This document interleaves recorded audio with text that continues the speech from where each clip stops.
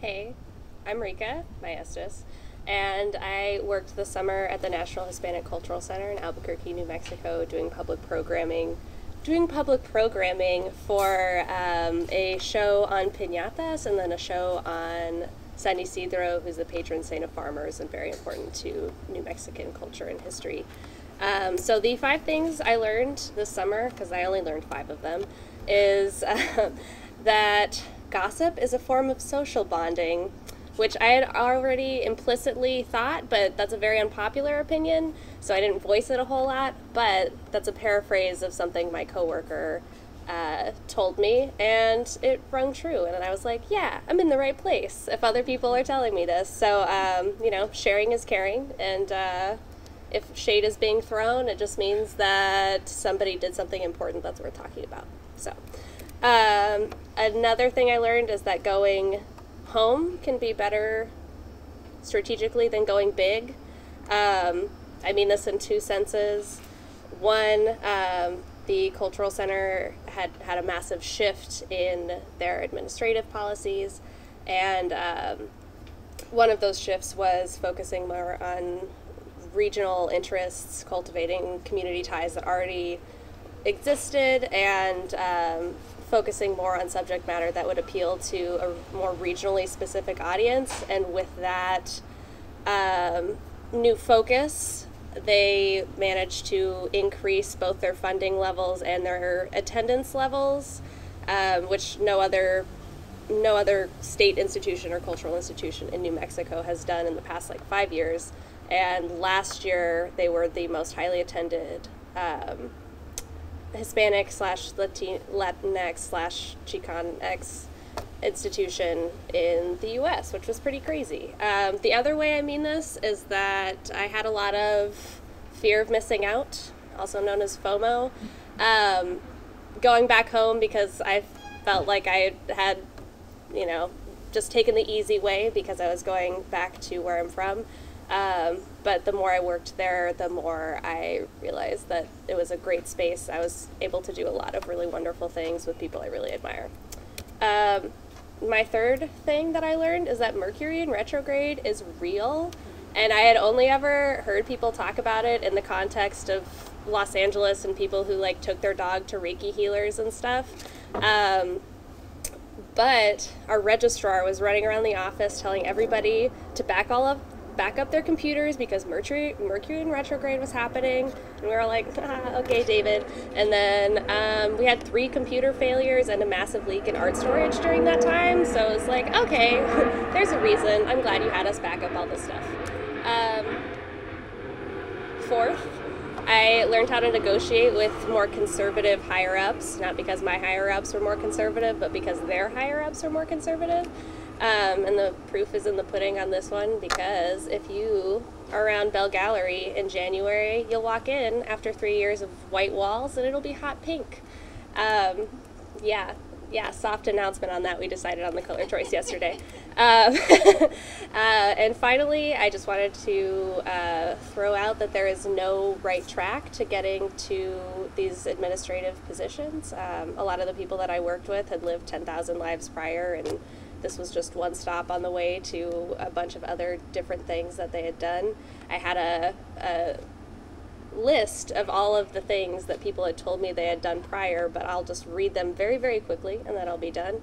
Claire's ear piercer, farmer, jockey, waitress, painter, Costco furniture dealer, painting instructor, science teacher, military secretary, weed supplier, New York art dealer, actor, attorney, pro ballroom dancer, dishwasher, bartender, Macy's stylist, and woodworker. Yeah, so you can do it all and still end up where you want to be. Thank you.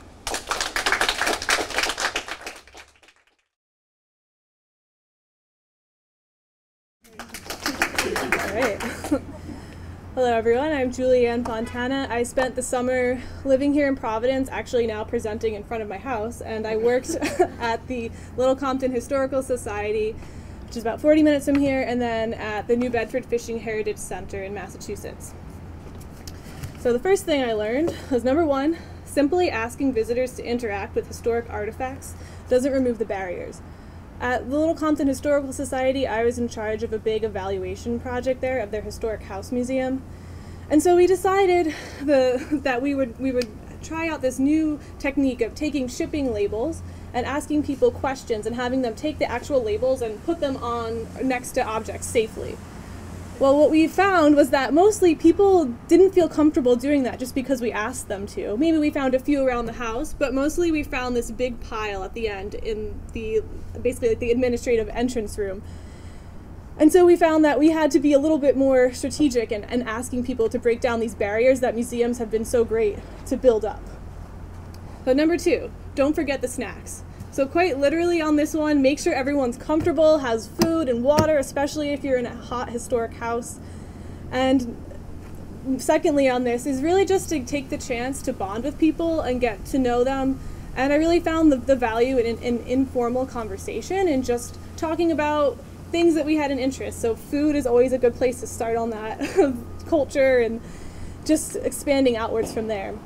And for me, it was a chance to build trust with the community, to have a better input on my project, but then also just to build relationships with people that I think I'll carry on. And that's with people that I was working with, and then also just with visitors that had come through the museums I was working at. So number 3 is metadata can be fun. The second practicum was at the New Bedford Fishing Heritage Center, and I was originally hired to do labor research.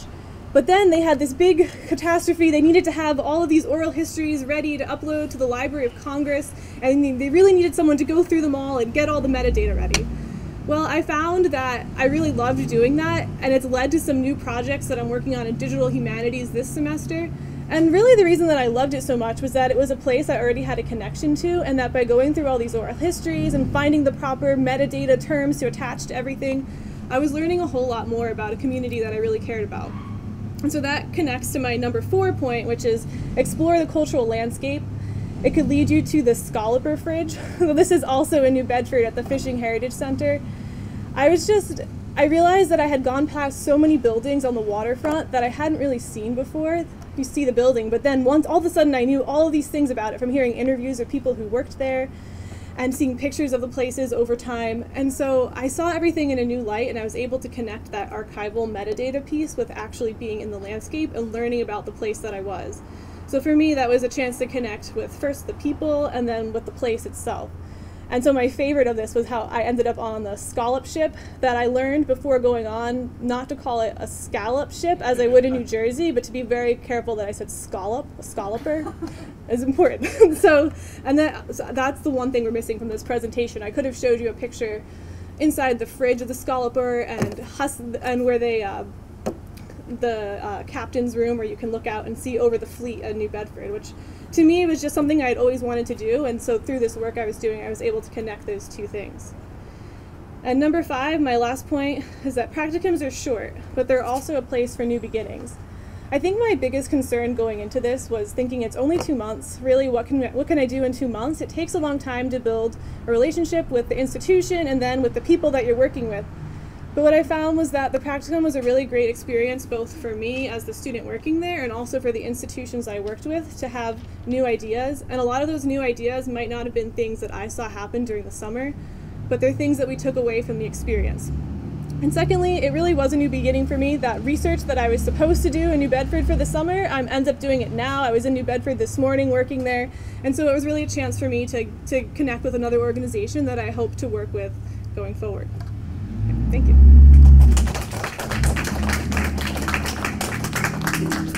Questions or comments? For the metadata, did you generate the terms yourself, or were you going by kind of preset terms? And did using metadata change the way you do anything else in your life generally? Yeah. So it was mostly Library of Congress approved terms, but then there were a few situations where they didn't have anything specific enough for us about like fishers or just some different labor terms. So then we worked with the Library of Congress and were in contact with people there to make some new terms. And I think it's still in the process of changing how I do things because I'm working on some archival projects now, and I think I have a much better sense of how to use the proper terms so people can actually find the things that I'm doing. Has what you did this summer changed any of the plans that you're making for the future, or can you think of yourself doing other types of work than what Chrissy's than you had thought of doing in the past? Yeah, I think especially that archival piece was something that was very new to me, and so it opened up a new way of thinking so that I could, maybe that wouldn't be the main thing I'm doing, but now I feel more comfortable in that world and I could combine that with the skill sets I already have. Thank you. Thanks. Hi everyone, my name is Angela Feng. Although today we have a peculiar situation, we don't have power, but we do have points. So that's good, right? So yeah. So my summer practicum is a little bit different from my cohort. I'm actually doing a sort of online archive, maybe a digital archive.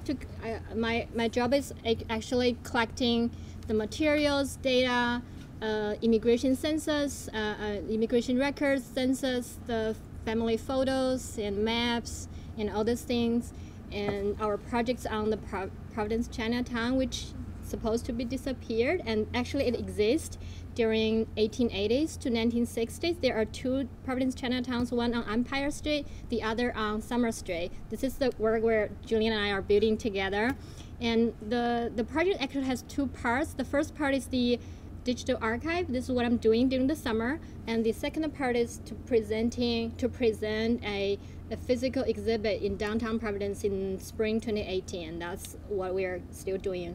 So even although the summer is over, my practicum continues. So that's why Julian and I are still working in September and even this week. And the 5 things I have learned during the summer practicums. The first one is handling archive materials can be fun. Previously, I thought, okay, this should be tedious, just working in the library, in the state archive, in a city archive. And then when you find these very precious materials and very untouched materials, it seems like a treasure. I discovered and think, okay, I'm going to take it, polish it, and present to the outer the greater public, which is very exciting. This is those exciting moments. Lesson number 2 I have learned is I have developed a couple of new skills. The first one is to do oral history in a formal and informal way, maybe using this kind of audio recorder I learned from the center. And also I have learned how to use this microfilm printer and reader from Rock Library, which is really complicated. It takes time, especially for a person who is perfectionist. Okay, but I try to learn how to make it right. And then I learned how to create this kind of metadata, which Julian has mentioned, and hopefully with the help of Ruby and Jasmine, and later in the fall. So we're trying to work together to create this and learn all these kind of skills involved in this online archive building. Lesson number 3, I realized that there is a huge community out there to be connected. So we reach out to the Chinese community in Rhode Island and beyond. We reach out to the Chinese Historical Society of New England, Chisney, to work with them for the grant proposal. We work with State Archive not only to do my research, but also to do the exhibit in the spring, to use their space, the exhibit space in downtown Providence. We also work with the designer. So all this kind of connecting with people, negotiating with them is quite an extraordinary experience for me.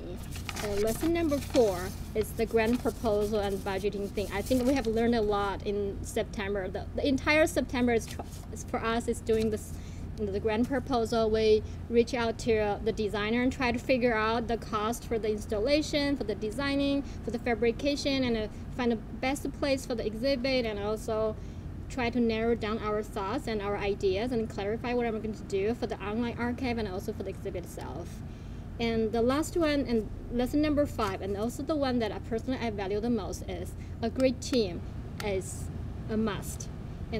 There's a saying that a good start is half success. I want to change it to a good team is half success. I have Julian on my team. I have Professor Bob Lee, have John and Wang as our team member, and also as our advisors, who has already done a lot of research in this field in the Chinese community, and they have their input, their commitment, their enthusiasm, making us feel like we're empowered, to do and to finish the project. Especially when Julian and I come from 2 different background. She's more, she has an expertise in public programming and museum, and I have more background in Asian American studies, so it's a perfect match. And with the support from the center, from Susan, who actually suggests me doing summer practicum on this topic, and I suggest me doing a master in this in this program. I did it. I think that's great. My best again is that I become a public human, and this is this is the most exciting thing that I have from the summer practicum. Okay, I'd like to take this chance to thank you all for everybody's interest and enthusiasm, and also your support to this project. I hope that if you have any feedback, suggestions, feel free to contact me or Julian, or talk to us at the center when we're here. Okay, thank you.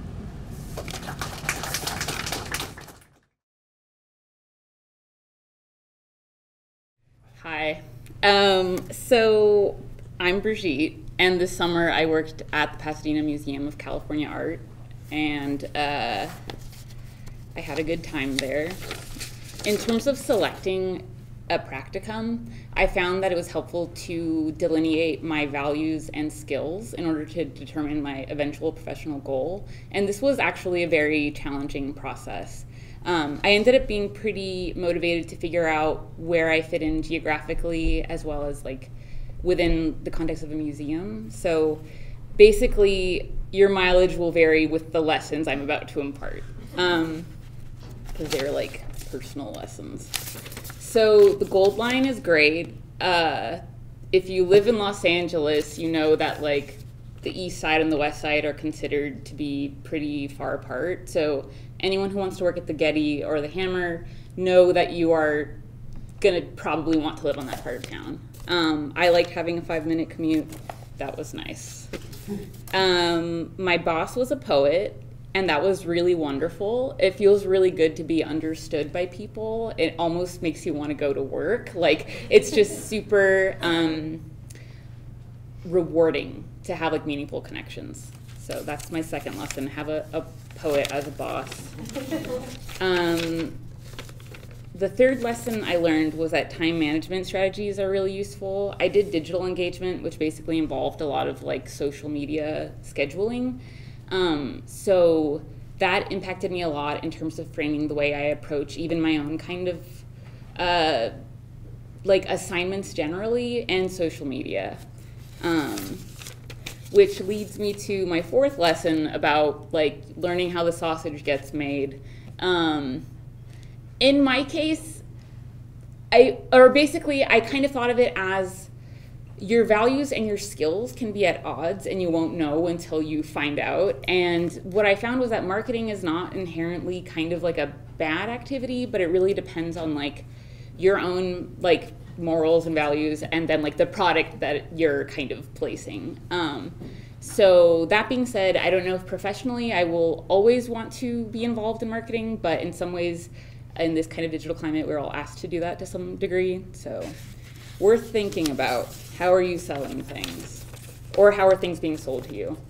And I guess my fifth and final lesson was that looking for opportunities can lead to very unique opportunities or situations. So basically, part of why I wanted to go back to Los Angeles was to work on Pacific Standard Time, but that was happening in the fall. I was there in the summer, so this presented a bit of a dilemma, but I was able to help install an exhibit at the Millard Sheet Center and meet a couple of artists that I really admired. There would be a photo kind of as evidence of this, but you'll have to take my word for it, I guess.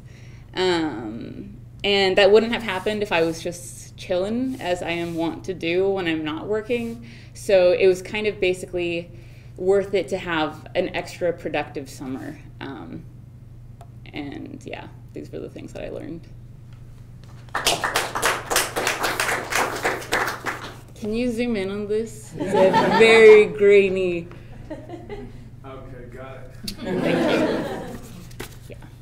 Yes. Who are the artists and why did you admire them? Or why do you admire them? So the artists were Patsy Valdez and Judith Hernandez, and I admire them because I did Latino studies in undergraduate, so they were artists that I had studied as a part of like the Chicano movement, but I hadn't really thought of them in an artistic context in a long time, and so actually meeting them face to face was like very surreal and just great. Yeah. Not young guys. That's awesome. Young people? They are not young people. I mean, yeah, they were very active, I think, in like the 70s and 80s, and still active, actually. Yes. So it was cool to see them in concert, actually. Yes.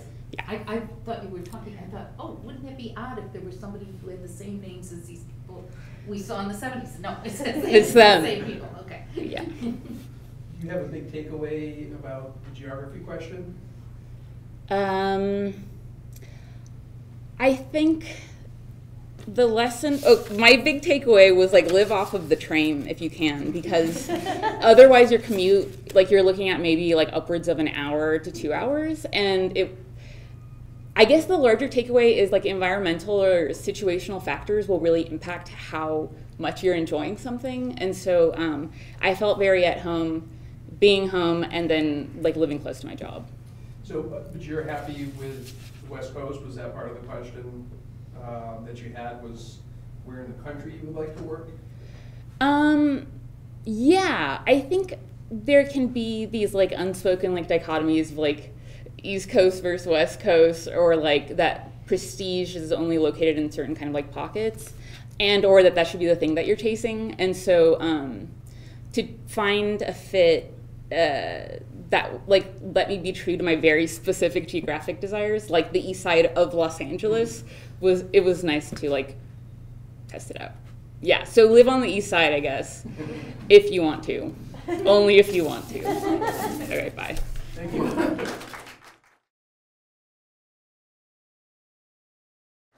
Well, good afternoon. For the ones that don't know me, my name is Maria Paula Garcia Mosquera, and I'm a second-year student in the Public Humanities program. And today I will present 5 things that I learned in my practicum with Professor Doris Sommer and the nonprofit organization Cultural Agents. Well, Professor Sommer is the director of this initiative at Harvard University and is Aaron Jewell Williams Professor of Romances, Languages, and Literatures and of African and African American Studies. In the 2 months that I worked with her and the team of the Cultural Agents branch in Bogota, Colombia, I had the opportunity to collaborate in 3 main projects. The first one was the creation of the initiative titled Afro-Latin American on STEAM, Local Tastes and Talents to Fuel, the implementation of a pretext project workshop as part of Harvard New Afro Latin American STEAM initiative, and the research of new partners for building a network of allies for the Cultural Agents branch in Colombia. From this experience, I learned the following lessons. The first one is upgrade to the next level. The initiative Afro-Latin American STEAM aims to create innovative interventions in Latin America that combine science and engineering with the arts and humanities, with a special emphasis placed on disadvantaged communities of African descent. Due to the scale and impact that this initiative is addressing, the funding strategy implemented for this project was planned in an institutional level that I was not familiar with. For instance, one of the sponsors considered for funding the project is the Organization of American States, a continental organization with the purpose of regional solidarity and cooperation. Because I collaborate in the phase of construction and planning of this project, I could learn what are the times, the diplomatic dynamics, and the political stakes behind a project of this magnitude. The second lesson is details not matter yet. As I mentioned, this project is big, so I have to adjust my planning approach. I usually put my attention in defining the details for the implementation of an initiative. However, in this case, I had to think in a broader level, as we had to determine the methodological and theoretical structure for a project across Latin America. If we have the general structure of the project based on the philosophy of pretext, then we could start thinking about the small stuff. The third one is trust people. Professor Sommer gave me one of the biggest lessons that I could have as a cultural manager and that I now have as a philosophy for my work. You have to trust people. When you work with Professor Sommer, you feel that you are part of an horizontal structure where everybody knows what to do, but for real, and collaborate in a constant dialogue with your coworkers. She is not the usual boss. She is a leader that guides and intervenes when she has to. I was very honored because she gave me the opportunity to think as a manager in the whole organizational structure as I was a natural peer. I learned that a great level of trust is also a way to fuel learning. The fourth lesson is you can dance the trajectories to Mars. As I mentioned before, I collaborate organizing a pretext workshop as part of the Harvard's new Afro-Latin American on STEAM initiative. To give you some context, pretext is a train-the-trainers pedagogy developed by cultural agents. It is a simple pedagogical protocol for dealing with difficult texts. It calls for using them as raw material for making art in any gender participant choose. We did the workshop with 20 high school students who came to Boston from 17 educational institutions located across Chocó. Chocó is an state located in the Pacific coast of Colombia. In the workshop, the students experimented with an academic article titled Trajectory Options for Human Missions to Mars. One of the resulting experiments was dancing some segments of this text. And yes, you could dance to the sound of merengue or Mars outbound trajectories. This dancing experiment reinforced my ideas about the effectiveness of informal learning experience in different fields, but mostly in a dialogue between arts and humanities and sciences. Salud. The last lesson is from Harvard to Chocó. In this workshop, I met students and teachers from Quibdó, the city where my great-grandfather was born. For the ones who don't know, I am creating a digital archive based on his work. And while talking with these students, I realized that it took me 3 years and coming to Harvard to feel closer to my traditions rooted in this city. At the end, because of their encouragement and exciting comments, I ended up flying to Quibdó last August. So yeah, I learned that we could create mental distances, which fortunately are gaps that can be narrowed. But well, that were the 5 things that I learned in my summer, but I want to especially thank Professor Doris Sommer and Cultural Agents team. Also, I want to thank Barbara Liloy, that is one of the teachers that I met in Harvard and who welcomed me in Quibdó, and especially my mom and my best friend Lina, who were the ones who went with me to Quibdó and accompanied me in this travel distant mental thing that I have planning for so long. So thank you.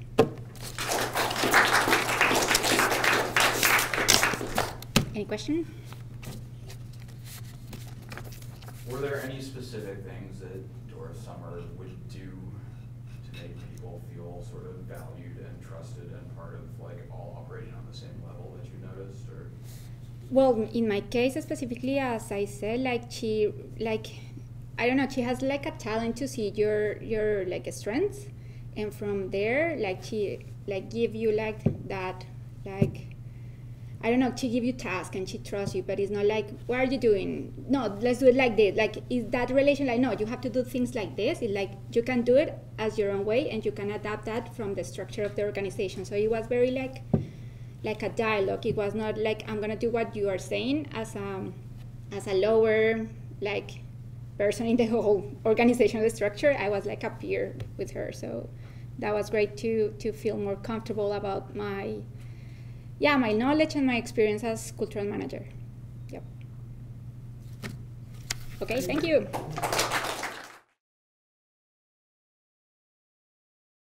Hello. For those of you who don't know me, I am Amelia Golczewski. I'm a second-year Master's in Public Humanities student here at Brown. And this past summer, I was at the National Museum of American History in Washington, D.C., along with Thad. This past summer, I was the food and agriculture intern at the museum, so that meant my big project was researching and writing content for a program called Agriculture on the Move that's actually debuting at the end of this month at Food History Weekend. So I focused on 5 crops and figured out where they came from, how they got here, and the impact on agricultural heritage. And aside from that, I was on the food history team. So I was chopping veggies and sauteing and canning and assisting in daily programs. So what did I learn? I learned a lot of things, but I chose to focus on the 5 that I think about almost daily since leaving the Smithsonian. The first thing is just the importance of meeting people where they are from a manager's point of view. In museum ed, we talk about this a lot, but when I came into this internship, I wanted to pay really close attention to my supervisor and just to see how she does her job.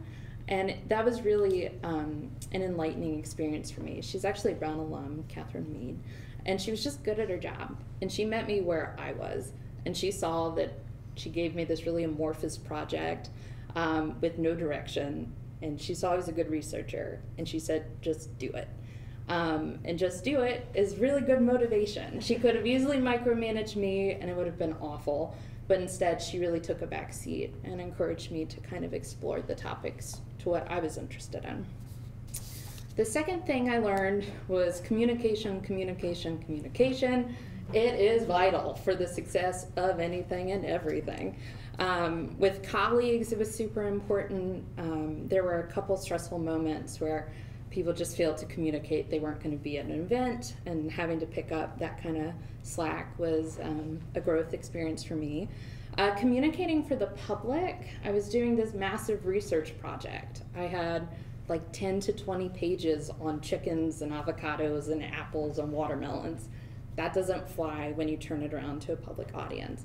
And so I was really forced to take all that information and distill it in the most digestible nuggets for these big posters that are coming up at the end of this month. And then communicating with curators was an interesting negotiation, because they were really interested in those 20 pages of research I had, and trying to negotiate, well, yes, that's very important, but how do we make it exciting in 140 characters for the people we want to teach this material to?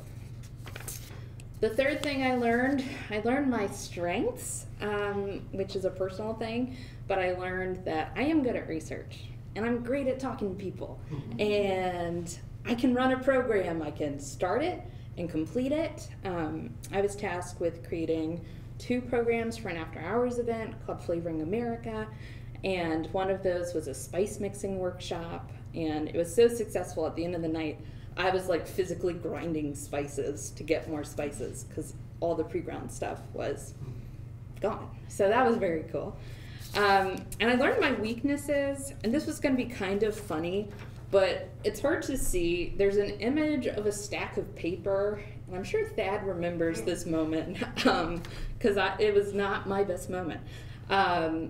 When part of that communication thing is that the person who wasn't there and didn't let me know, we had to cut 200 pages of paper, and I'm a perfectionist, so you gotta get straight and get that extra white stuff out. It has to be cut down the center, and I was just really angry. And so I learned I'm not good under pressure. I'm being honest. I learned I'm not good under pressure, but more importantly, I'm not good at asking for help, and I'm not good at accepting help. Because Thad, the entire morning was like, just let me do it. You're stewing. And so that's something, coming back to Brown, I've been really cognizant about, and that's a way of being a better team player. And finally, I learned it's important to slow down. I am like quick at everything I do. I walk fast, I eat fast, drive too fast, that kind of thing. And there was some point like halfway through the internship where I realized like, oh, like I'm in this building that has a lot of cool stuff in it.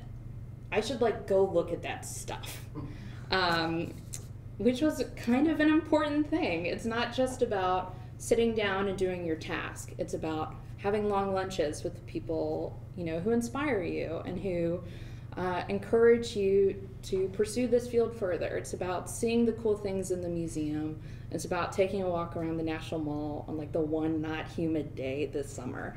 And that's something I'm taking back as I roll through my last year at Brown, just being more present.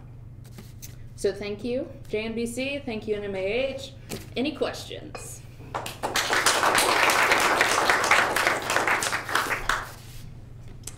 Yes, Thad. What's one fun fact from your research that you So hard. One fun fact. Did you know grape tomatoes were created in 1996? What? You knew that? Well, I knew they were in the Susan. 90s because they didn't exist before then. No, but there were cherry tomatoes, and now there's a monopoly. It's very interesting. Also, avocado toast first appeared in the San Francisco Chronicle in 1923, so not new. And watermelon queens. Everyone Google the watermelon queens. They are super cool. Other questions? Yeah, Allie. What was your favorite food out of the 5 that you researched? Oh, that's hard. Initially I'd say watermelons, because from Africa there's a really interesting trajectory into the United States. I think chickens was actually really interesting because women have essentially created the poultry industry and essentially supported it, and men get all the credit. So that was kind of an interesting thing because my women's history bend was strong there. Other questions? Yeah, Rika? Did they just give you your set of 5 foods and they were like, here, Yeah. have those? yeah. Well, initially there were 8, and we had to weed it out. And it was like, here, go do this. And so it was up to me to like use the archive at the Smithsonian and to like, do what I learned is something I'm really good at. I can just start a research project without any prompting or without much direction, which I thought was really cool. Yeah. Other questions?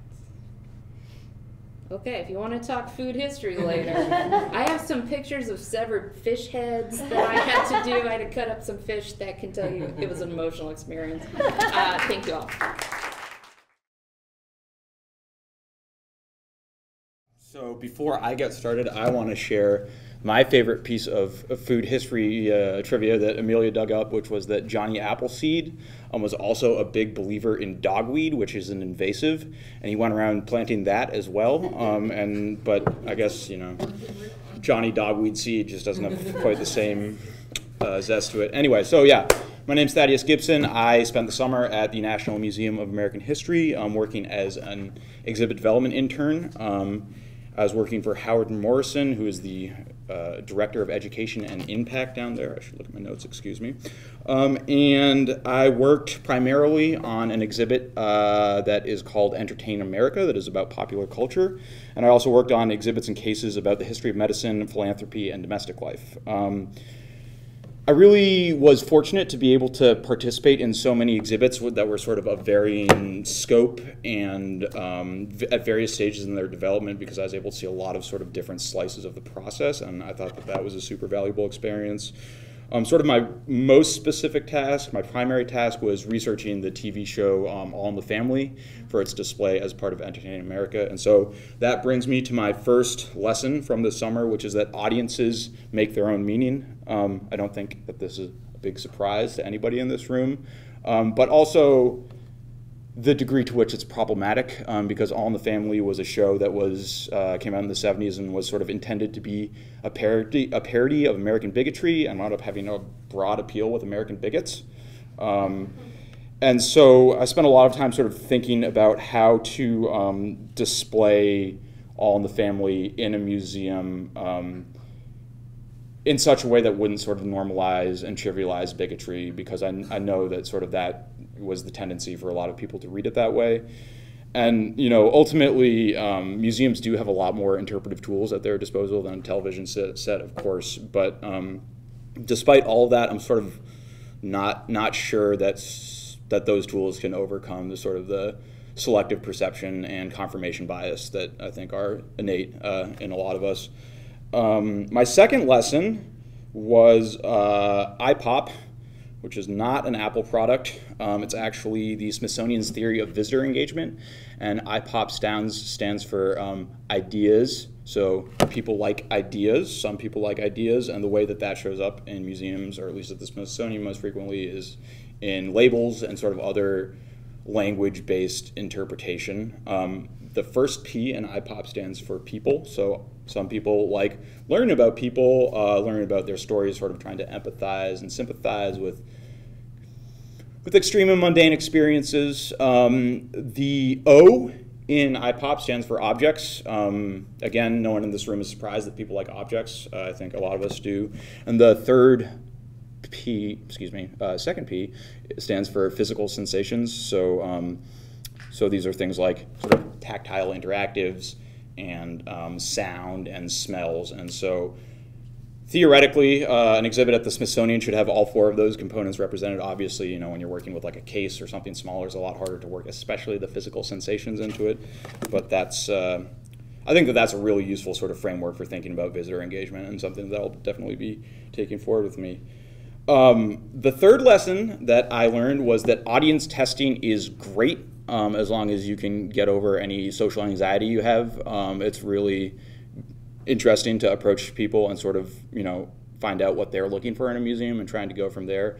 Sort of the brief takeaways that I have about it are that, like, keep it really short, ask questions that are short and focused and to the point. Be able to say honestly to the person when you come up to them that you only need 3 minutes of their time. And also, great way to deal with the fear of being rejected is do a lot of audience surveys. Okay, so my fourth point is that the best way to convince a curator to do what you want is to let them think that it's their idea. Like the movie Inception, basically, was, if we had a slide right now. So a big generalization that I will make about curators, specifically at the Smithsonian especially, is that they're smart, opinionated people with egos of a certain size. And so they obviously know a lot about what they're talking about, and they feel strongly about sort of ways that are effective to present it to the public. But, you know, nobody's perfect, everybody's wrong sometimes, and I think that a lot of them tend to err sort of on the side of esotericism. So the folks that I was working with, the audience development folks, are sort of, you know, their big thing is like, well, so how does it relate to the public? How do we make people care about this?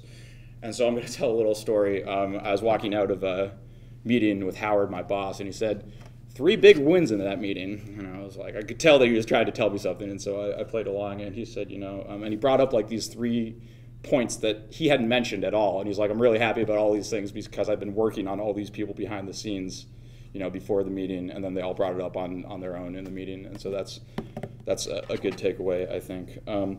My final lesson is that when people, or excuse me, you have to be careful what you ask people to touch.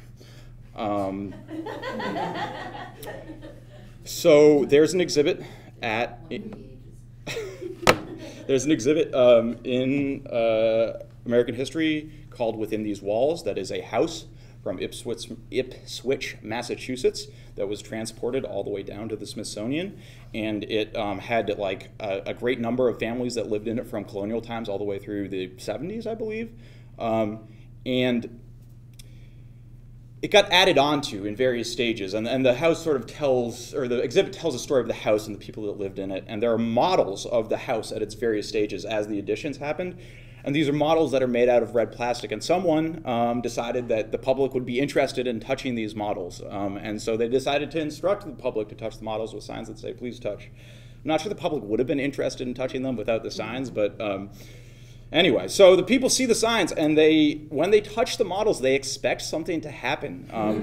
I think that they expect like sort of David Macaulay cathedral cutaways maybe, or like lights and sounds. I guess, you know, they all have different expectations about what's going to happen when they touch the model, but the problem is that nothing happens. And so they think that they're not doing it right. And so they start like prying on the model or like shaking it or hitting it. And eventually, you know, they get like, I'm not sure. I could never figure out if people either figured out that the models weren't interactive or just assumed that they were broken and moved on. But eventually they move on. But I did see a gentleman like pull off a window of one of the models and like sheepishly put it back in. But yeah, anyway, I think that these days in museums, people really expect, if they're going to be putting their hands on something, to be some sort of like interactive component to it. And so those are the 5 things I learned this summer. Any questions? Amelia. How many seasons of All in the Family did you watch? Oh God. Well, it's hard because I wasn't watching them all sequentially, but I don't know. I would say I probably watched like 30 episodes of it this summer, yeah.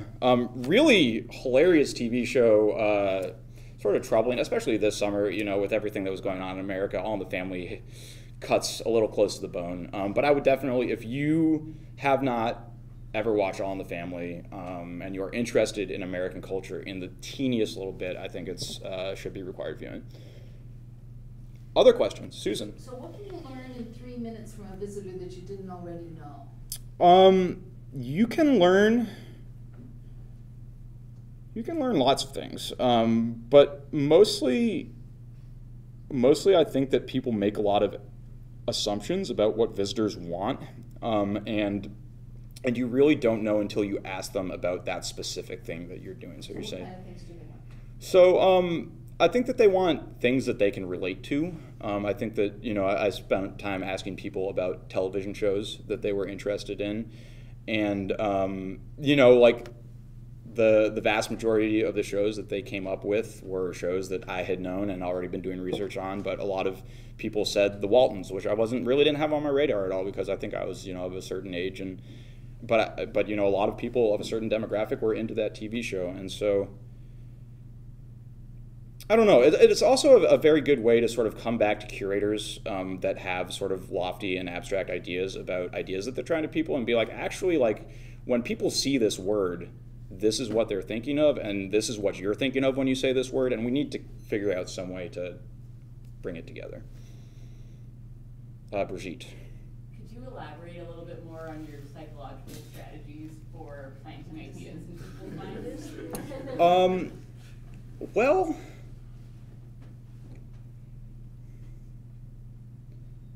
being subtle, and not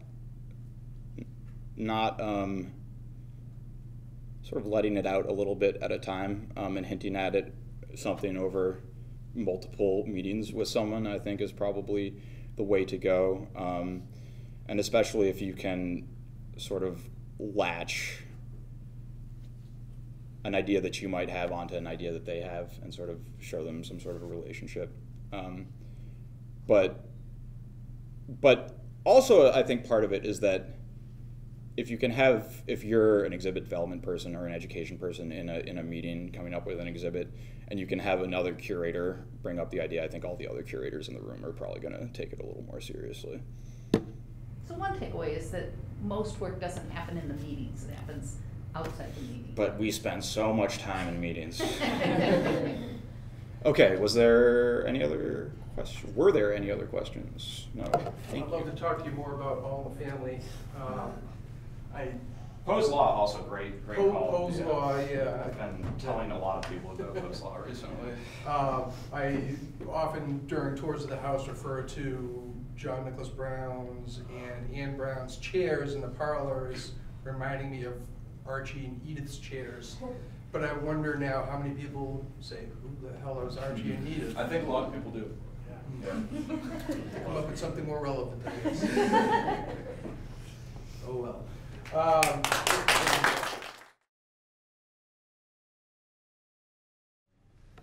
Hi everyone, I am Emily Eston, and I spent my summer with the Smithsonian Center for Learning and Digital Access, which is a research center you've probably never heard of, but is the Smithsonian's main education hub.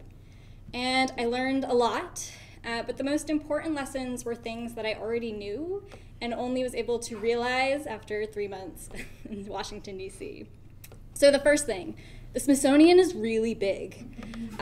So like I knew this going into the Smithsonian, right? I had been before, I knew about all the different museums, but I had to keep saying over and over in presentations that the Smithsonian is made up of 19 museums, 9 research centers, and a host of programmatic offices across the institution. And this is really cool because I had never worked in a large museum complex before. Most of the places I had been had maybe 10 staff. So it was great to be able to understand that the work I was doing fit into a larger context. It also made a lot more sense on why people complain about museum work all the time, that it's difficult to do collaborations, but it also highlighted the possibilities that you could see across such a large institution. The second thing I learned is that digital projects take time, money, and a lot of support. So anyone who's in digital public humanities right now, we've been talking about this idea, But the Learning Lab celebrated its first birthday this summer after it launched a year ago. And the Learning Lab is this digital collections platform that the institution I worked with had developed. Super exciting. We got to share all these different statistics of how people were using the platform and all the collections they were working with. But what you didn't realize is that they had started this project back in 2011. So finally being able to share it with the world and think about all the different things that you could do next as they were transitioning from initial funding into looking to new funders was that, oh yeah, we need to find money again. And lesson number 3 would be that you need to use your words. So I mean this in a lot of different ways. One, that I'm not necessarily the most talkative person, but in this case, I was the forefront research person, and so I had this expertise that I had to share in these meetings or different classrooms. I also mean it in that I was working with a lot of metadata. So one of the projects that I was doing was looking at how people looked at digital collections and would build their own collections based on items in the archive, and people are really bad with metadata. Like there would be a picture of George Washington and they would just say George Washington. But they wouldn't say that he was associated with the Revolutionary War. They wouldn't say he was a president. They wouldn't say what museum this was coming from or what collections you could possibly use this in. So please use metadata. And the fourth thing I learned is that everybody sees things differently. So another part of the project that I was doing was seeing this digital collections platform was really designed for educators, but the institution hadn't thought about the ways that it could actually benefit the other museums. And so my job was to go around and ask people, what is the Learning Lab to you? And wouldn't you know it, everybody gave me a different definition, and none of those definitions meant the same thing. I talked to people like curators, teacher program coordinators, other interns. I talked to data management specialists. And they were all looking at this platform and asking for all these different tools or asking for different items to be included. And that helped me communicate to the staff that there are a lot of different things this platform can do, but you have to really decide who your audience is if you're going to develop this and be able to share it with other people and communicate what this platform can do. And the fifth thing that I learned, and probably the most important thing for everybody in here, is that I'm a public human. So lesson to the first years, I don't think the center would endorse this kind of thought, but I used the practicum as a way to sort of escape my life and my responsibilities and go be somebody else for a summer after a really difficult semester. And I used it as a way to think of myself outside of being a student. So I went to museums and cultural institutions. I did a lot of cool things, like went to my first Smithsonian sleepover. I met the secretary of the Smithsonian and had a talk about climate change. I got a behind-the-scenes tour of the Library of Congress. I got to eat Shake Shack on the Lincoln Memorial under the 4th of July fireworks, which is just a really cool experience if you ever get the chance. But I also met with a ton of people with job titles like curator, but also digital strategist or educator. I met with historians, I met with people in all these different positions and kind of trying on these labels for myself and who I want to be when I leave in May. And what I realized is that the questions that I'm really interested in and the goals of the kind of work I want to do are the same goals that public humans have. And so I guess that means I'm in the right place and I'm headed in the right direction and that it's really set me up for a good direction for the next year. So thank you.